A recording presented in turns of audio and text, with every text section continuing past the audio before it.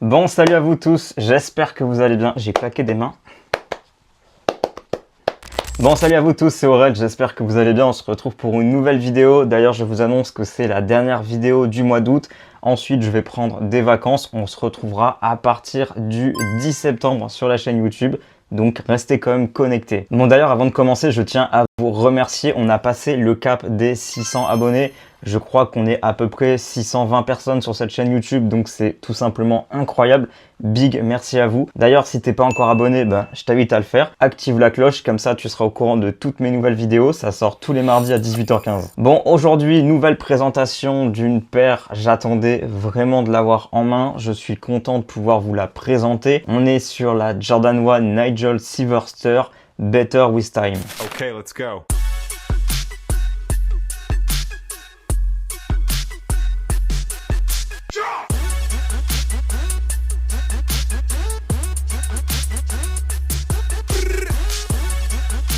Bon, en 2025, s'il y en a bien à qui ça réussit, c'est Nigel Sylvester. Je vous ai fait une vidéo où je vous présentais sa fameuse Jordan 4 brick by brick. Je vous le mets juste là-haut, qui est clairement pour le moment la meilleure Jordan 4 qu'on a eu en 2025. Donc cette fois-ci, il revient sur une Jordan 1. C'est pas la première fois qu'il nous propose une Jordan 1. On avait déjà une version high, blanche et noire, donc en mode reverse, que je trouvais vraiment très cool. J'essaie de mettre la main dessus, mais elle est clairement introuvable. Et il avait aussi fait une version black, donc qui ressemble très fortement à celle qu'on a aujourd'hui en lot. Mais c'était une Friends and Family. Je sais pas si ça a été clair, mais avec les images, je pense que vous avez compris. Donc vous l'avez compris, aujourd'hui on a la version low de la Friends and Family et je trouve ça vraiment très cool qu'ils nous sortent ce colorway parce qu'il est très intéressant. Bon, maintenant que les présentations sont faites, on va regarder un petit peu la paire, la boîte et je vais vous dire ce que j'en pense. Bon, on reste sur la lignée d'SP Box. Là, on a une boîte qui est vraiment travaillée, je trouve ça très cool. Donc on va avoir des bikes partout à la place du logo Nike. Je vais vous montrer des petits détails cachés. Je les ai vus récemment quand j'ai eu la boîte parce que sinon j'ai vu personne en parler. On va regarder tout de suite. Donc j'aime quand les collaborations sont faites en entier, de la boîte à la chaussure au papier. Là on a une boîte qui visuellement a l'air vraiment très simple. Vous allez me dire il n'y a pas grand chose dessus qui change. On va regarder un petit peu de plus près. Donc ici au niveau du B, vous pouvez voir qu'on a une décoloration un peu comme si du scotch avait été collé dessus. Donc ça, c'est le premier détail. Deuxième détail, ici pareil, on va avoir pas mal de textures au niveau du souche. Alors je sais pas si à la caméra vous allez réussir à le voir. Et donc ici un petit peu partout sur la boîte, vous allez avoir pas mal d'inscriptions, pas mal de motifs, pas mal de reliefs. Ça, je trouve ça très intéressant parce que visuellement, quand on regarde la boîte de très loin, on s'en rend pas vraiment compte. Mais quand on s'approche, on voit un petit peu tous les détails et ça, c'est vraiment très cool. Donc, tant que j'y suis sur ce couvercle, je vous montre l'intérieur. Donc, on va avoir le fameux vélo dessiné par Nigel. C'est un BMX d'ailleurs. Je dis vélo, mais c'est un BMX. Donc voilà, couvercle super intéressant. Merci à Mathieu de la boutique Buy20 qui m'a prêté cette paire parce que moi, malheureusement, j'ai pas réussi à choper mon 41. Si quelqu'un dans les coms a un 41 ou un 40,5 sur cette paire et qu'il la vend, je suis grave chaud. Mettez-moi ça en commentaire, je la veux absolument. Bon, maintenant que je vous ai parlé de la boîte, on va regarder un petit peu ce qui se cache à l'intérieur. C'est très simple, malheureusement. On a un papier entièrement blanc. Je suis un petit peu déçu. J'aurais aimé un papier qui soit un petit peu texturé, qui soit dans la continuité de la boîte. Mais bon, après, c'est pas non plus le plus important. Aïe, aïe, aïe, regardez-moi ce poulet, les gars. Vraiment très cool. Je vais sortir les deux pieds, on va regarder ça en détail. Bon, voilà, avant de vous montrer la paire, j'y pense, je les ai vus, je vous les montre tout de suite. On a des extra lace rouges dans la petite boîte Jordan. C'est très cool, mais c'est pas les plus efficaces sur cette paire. Alors, petite information, j'en ai pas parlé avant l'ouverture. La paire est sortie le 16 août 2025 au prix de 160 € retail. Donc du coup, pour le resale, on est sur un prix allant de 210 à 260 € en fonction de la pointure. Donc voilà, je vous montre un petit peu les paires. On va faire comme d'hab le tour du propriétaire et ensuite on va en parler.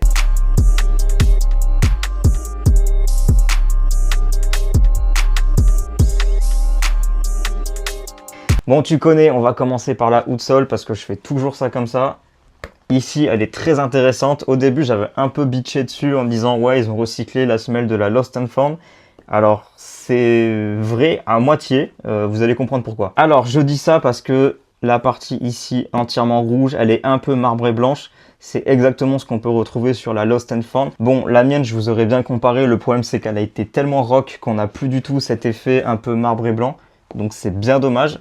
mais j'ai l'impression que ça vient quand même de la même série. J'aurais aimé ici, à la place d'avoir le Nike, d'avoir le Bike. Je trouve que ça aurait été vraiment un détail très intéressant. Malheureusement, ils l'ont pas fait, c'est bien dommage. Après voilà, ça reste une outsole classique de Jordan 1. On va avoir la partie ici en blanc cassé. C'est un détail que j'aime beaucoup. J'aime énormément l'effet vieilli sur les outsoles. Je trouve ça super efficace. Et là, pour le thème de la paire, ça marche très bien. Bon, pour le upper, tu l'as capté, on est sur quelque chose de très simple, cuir entièrement noir. Et je pense que tu auras remarqué quelques petits détails qui font que cette paire est vraiment très cool. Je sais pas si à la caméra tu vas réussir à les voir, je vais te montrer l'autre paire. Je pense que là, avec la lumière, tu vas le voir. Cette paire est volontairement abîmée sur le upper pour faire un effet comme si la paire a été ridée. Alors sur la noire, ça se voit vraiment peu, voire pas beaucoup. Sur la version white qu'il avait sorti, ça se voyait énormément parce que forcément, vu que c'était blanc, tu pouvais rajouter des teintes un peu caramel, un peu marron. Là, sur du noir, je trouve que c'est vraiment très léger. Donc, tu pourras le voir, on va en avoir une ici, on va en avoir quelques-unes ici et là. Mais moi, je trouve qu'elles sont vraiment trop légères. J'aurais aimé que les marques soient beaucoup plus visibles. Là, ça fait usure, mais une usure un peu classique, limite défaut de fabrication. J'aurais aimé qu'ils accentuent le truc, comme sur la blanche. La blanche était vraiment très accentuée, très sale, très usée.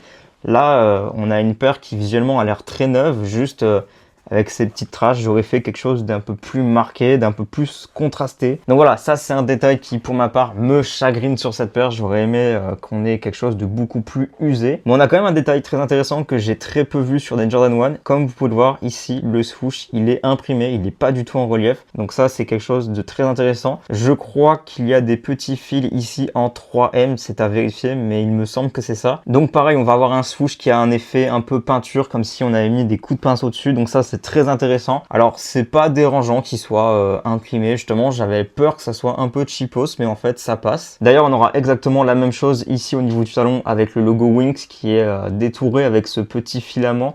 Alors je crois pas que celui-ci soit en 3M, mais voilà, je trouve ça intéressant d'avoir une broderie qu'on ait carrément un imprimé. Bon après ça c'est un détail que j'aime énormément sur les paires, le mini swoosh à l'avant, je trouve qu'il est super efficace. Ici il est en blanc cassé, donc ça reste dans les couleurs de la paire.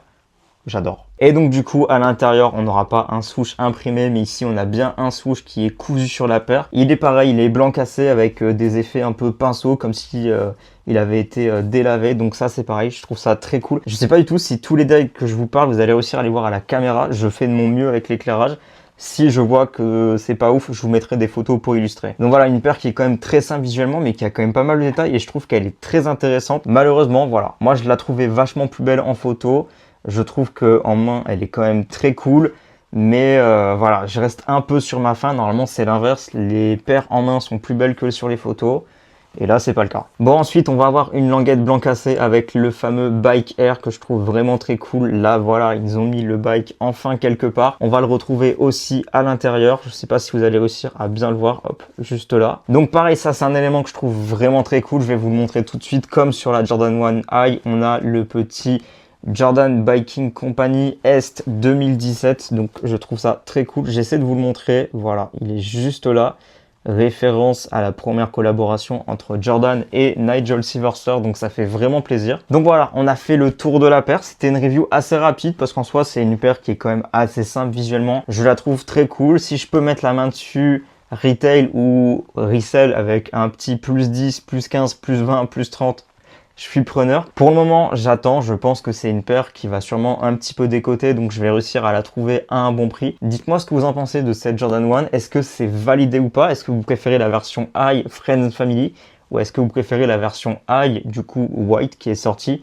Pour ma part, celle-ci, c'est ma top 2 dans les paires de Nigel. La numéro 1 restera forcément la Jordan 1 High White qui est vraiment trop cool. Donc pour mes grands pieds, cette paire elle est disponible à la boutique Buy 20 à Périgueux. Je n'ai pas le prix en tête, donc il faudra directement contacter Mathieu. Si ça vous intéresse, c'est un 47.5 big size. Mais voilà, je suis très content de vous la présenter. Bon voilà, c'est fini pour cette review. Merci de l'avoir regardé jusqu'au bout. N'hésite pas à me dire en commentaire si tu as kiffé la paire ou pas. Sur ce, on se retrouve dans 2 semaines. Je prends des vacances, donc portez-vous bien. Profitez pour ceux qui sont en vacances. Pour ceux qui sont au taf, courage à vous. C'était Aurel.